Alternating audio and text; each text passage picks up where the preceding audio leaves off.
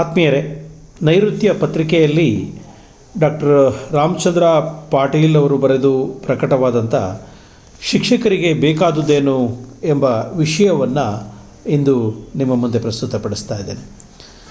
ಇಂದಿನ ಶಿಕ್ಷಣ ರಂಗದಲ್ಲಿ ಬದಲಾವಣೆ ಆಗಬೇಕು ಎಂದು ಹೇಳುವವರು ಬಹಳ, ಹೇಗೆ ಮಾಡಬೇಕು ಎಂದು ತಿಳಿಸುವವರು ವಿರಳ. ಶಿಕ್ಷಣ ಕಾಯಕ ನಿರತ ಶಿಕ್ಷಕರು ಮನಸ್ಸು ಮಾಡದೆ ಶಿಕ್ಷಣದಲ್ಲಿ ಬದಲಾವಣೆಯಾಗಲಿ ಸುಧಾರಣೆಯಾಗಲಿ ಸಾಧ್ಯವಿಲ್ಲ.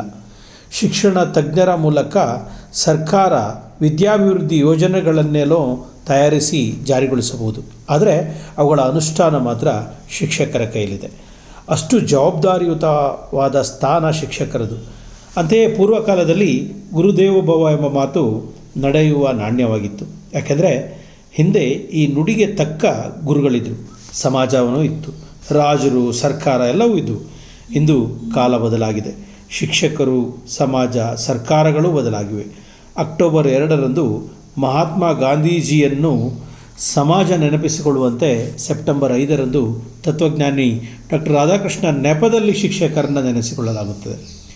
ಶಿಕ್ಷಕ ಮನುಕುಲದ ರಕ್ಷಕ, ಶಿಕ್ಷಕ ಮನುಕುಲದ ಮಾರ್ಗದರ್ಶಕ, ಶಿಕ್ಷಕ ಸಮೃದ್ಧಿ ರಾಷ್ಟ್ರದ ನಿರ್ಮಾಪಕ ಎಂದೆಲ್ಲ ಹೊಗಳಲಾಗುತ್ತದೆ. ಇವೆಲ್ಲ ಕೇವಲ ವೇದಿಕೆಯ ಮಾತುಗಳು.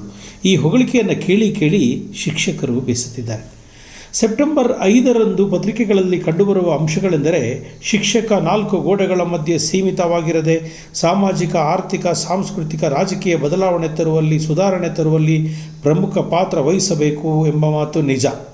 ಆದರೆ ಪ್ರತಿಕೂಲ ಪರಿಸ್ಥಿತಿಯಿಂದಾಗಿ ಶಿಕ್ಷಕ ಅಸಹಾಯಕನಾಗಿದ್ದಾನೆ. ದೇಶ ಶಿಕ್ಷಕರಿಂದ ಹೊಸದನ್ನು ಆಶಿಸುತ್ತದೆ ಎಂಬ ಮಾತು ನಿಜ. ಶಿಕ್ಷಕನು ಕೂಡ ಸಮಾಜದಿಂದ, ಶಿಕ್ಷಣ ಇಲಾಖೆಯಿಂದ, ಸರ್ಕಾರದಿಂದ ಹೊಸದನ್ನು ಆಶಿಸುತ್ತಾನೆ ಅನ್ನೋದು ಕೂಡ ಅಷ್ಟೇ ನಿಜ. ಶಿಕ್ಷಕ ಆಶಿಸುವುದು ಆಹ್ಲಾದಕರ ವಾತಾವರಣ, ಶಿಕ್ಷಣದ ಮಹತ್ವ ಅರಿತ ಸಮಾಜ, ಆತ್ಮೀಯ ಪ್ರೋತ್ಸಾಹ, ಶೈಕ್ಷಣಿಕ ಸೌಲಭ್ಯಗಳ ಪೂರೈಕೆ, ಶಿಕ್ಷಕರ ವಸ್ತುನಿಷ್ಠ ಮೌಲ್ಯಮಾಪನ, ನಿಸ್ಪೃಹ ಹಾಗೂ ಗುಣಗ್ರಾಹಿಯಾದ ಶೈಕ್ಷಣಿಕ ಆಡಳಿತ ಇತ್ಯಾದಿ ಸಮಂಜಸವಾಗಿದ್ದರೆ ಮಾತ್ರ ಶಿಕ್ಷಕನಿಂದ ಸೂಕ್ತ ಸಮಾಜ, ಹಿತಕಾರಿಯಾದ ಹೊಸದನ್ನು ಆಶಿಸಬಹುದಾಗಿದೆ.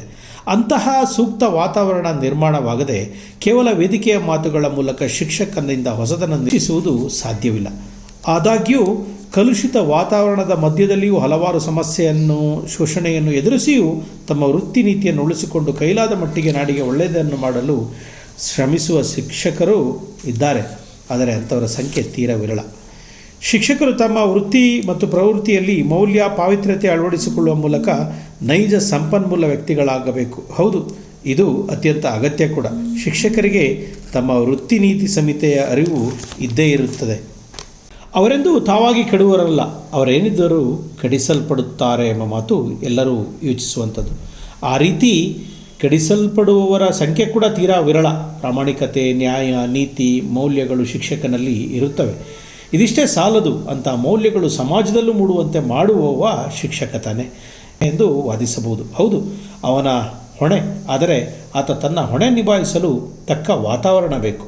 ಅಂತಹ ವಾತಾವರಣ ನಿರ್ಮಾಣದ ಹೊಣೆಯೂ ಶಿಕ್ಷಕರದೇ ಅಲ್ಲವೇ? ಕೈಯಿಂದ ಚಪ್ಪಾಳೆಯಾಗುವುದಾದರೂ ಹೇಗೆ? ಪ್ರತಿ ವರ್ಷ ಏಪ್ರಿಲ್ ಮೇ ತಿಂಗಳು ಶಿಕ್ಷಕನಿಗೆ ಕಂಟಕದ ಕಾಲ. ಅವನ ನೆತ್ತಿಯ ಮೇಲೆ ವರ್ಗಾವಣೆಯ ಕತ್ತಿ ತೂಗಾಡುತ್ತಿರುತ್ತದೆ. ಅದರಿಂದ ತಪ್ಪಿಸಿಕೊಳ್ಳಲು ಅಥವಾ ಅನುಕೂಲ ಸ್ಥಳಕ್ಕೆ ವರ್ಗಾವಣೆ ಮಾಡಿಕೊಳ್ಳಲು ಶಿಕ್ಷಕ ಪರದಾಡಬೇಕಾಗತ್ತೆ. ಶಿಕ್ಷಕನು ಮನುಷ್ಯ ತಾನೇ, ಅವನಿಗೂ ಸಂಸಾರ ತಾಪತ್ರೆಗಳಿರುತ್ತವೆ. ಅವನು ಸಮಾಜದ ಹಿತ ಸಾಧಿಸುತ್ತಾ ತನ್ನ ಸಮಸ್ಯೆಗಳನ್ನು ತಾನೇ ನಿವಾರಿಸಿಕೊಳ್ಳಬೇಕು. ಗುರುಕುಲದ ಕಾಲದಲ್ಲಿ ಗುರುವಿಗೆ ಏನು ಬೇಕು ಎಂಬುದನ್ನು ಅವನು ಕೇಳದಿದ್ದರೂ ರಾಜರು ಮುಂಚಿತವಾಗಿ ಯೋಚಿಸಿ ಪೂರೈಸುತ್ತಿದ್ದರು.